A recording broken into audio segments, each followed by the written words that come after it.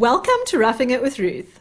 I'm on a mission to find cheap backpacking gear so that backpacking can be more accessible for everyone. Please keep in mind that my goal with these videos is not to make you go out and buy a bunch of gear. The cheapest way to do backpacking is to rather borrow or rent some gear. Remember that if someone is nice enough to lend you their backpacking gear, you really need to look after it and find out exactly how to do that before you take it on your backpacking trip. There are some things that you can afford to cut a few corners with to save money, and there are some things that you just can't. It turns out that having comfortable footwear for backpacking is one of those things that you can't really cut too many corners on. I really tried extremely hard to find a budget option for hiking footwear. I tried gumboots from my local hardware store, and I was really hoping they would work because they only cost 100 Rand, which was absolutely nothing. And in some ways, they're quite nice. They are gumboots, so you don't have to worry about being too precious with them. You can crash into as many rocks as you want, you can splash through disgusting water, and they do a great job of protecting you. And they are also actually quite grippy. But the small niggle is that they're pretty hot. Your legs and your feet tend to sweat like crazy when you're wearing them in warmer weather, and there's nowhere for that sweat to go, so you end up kind of hiking in your own sweat, which is pretty gross. But I could maybe deal with that. The thing that I can't really deal with is the fact that there's nothing holding them onto your foot, especially because the ones that I bought were the really cheap gumboots that are not tailored to fit your leg. This means that your foot is constantly lifting slightly out of the boot and then going back down, sliding forwards and backwards, and the entire thing is just a recipe for twisting your ankle on rocks. So I very grudgingly decided that maybe I needed to spend slightly more than just 100 Rand on my hiking footwear, and I looked for cheap trail runners or hiking boots. What I found were some trail runners from Mr. Price Sport. I think they're called the Phoenix Trail Runners, and I was really impressed with them. I went to go and look at them in the actual shop, and they look fairly robust. They've got nice grip. They are actual shoes as opposed to gumboots, and they only cost 350 Rand. Well, that was the advertised price. Once again, like when I bought my sleeping bag from Mr. Price Sport, when I got to the checkout counter and they actually rang up the shoes for me, they only charged me 280 Rand, which is absolutely nothing.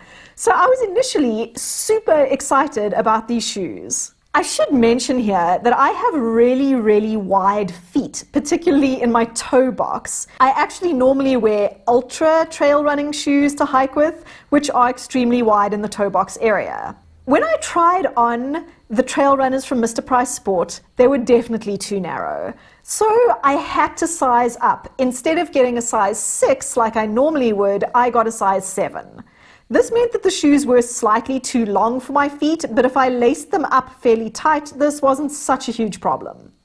I really put these trail runners to the test, and what I realized was that the cushioning on these shoes is practically non-existent. The grip is actually okay on the outsole, but your foot is basically smacking the ground with almost nothing to cushion it. The midsole, I don't even know if there is a midsole, but it is really not cushy at all. I decided to use some very cheap memory foam insoles that I had lying around from years and years ago and cut out the shape of the insole from the Mr. Price shoe, put that in, put the regular insole back on top of that, and then wear them. This did provide a little bit more cushioning, and because the shoes were slightly too big for my feet anyway, it actually made them fit slightly better because there was now some additional padding inside the shoe. But my problems with foot pain persisted, and I think that part of it is actually because the shoe is slightly too long for me. So the point where it breaks at the ball of your foot is not exactly correct, and it just causes me to have so much pain in my toes, in the ball of my foot. They're really not comfortable at all. So what I have grudgingly decided to do is use my regular hiking shoes to hike in, just to save my feet a bit of pain. If you are looking to cut costs with your backpacking equipment, I would suggest that you put more of your budget towards getting a comfortable hiking shoe. There are a couple of things that you can do to save money. For instance, you don't have to buy a shoe that is specifically for hiking. Hiking boots can be quite expensive, but you get approach shoes, you get trail runners, and even just regular sneakers can work fine for hiking depending on what sort of hike you're going to be doing. The most important thing when you are buying a backpacking or hiking shoe is to make sure that it is as comfortable as possible.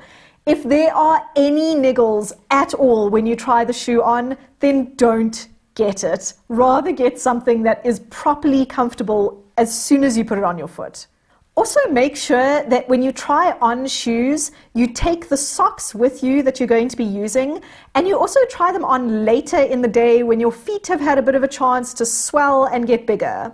One of the biggest mistakes that I see new backpackers make is buying a shoe that's too small, so definitely don't get a shoe that's too small. But as I just demonstrated with this budget footwear experiment, getting a shoe that is too big is not the solution either. You need to get a shoe that really fits your particular foot and is very comfortable. I'm sorry that I don't have some kind of miracle, magical solution for buying budget hiking footwear. If you'd like to follow along on my budget backpacking adventure, then please consider subscribing to my channel. In September, I'm going to be going on a wilderness hike to test out all of the budget gear that I've managed to acquire so far.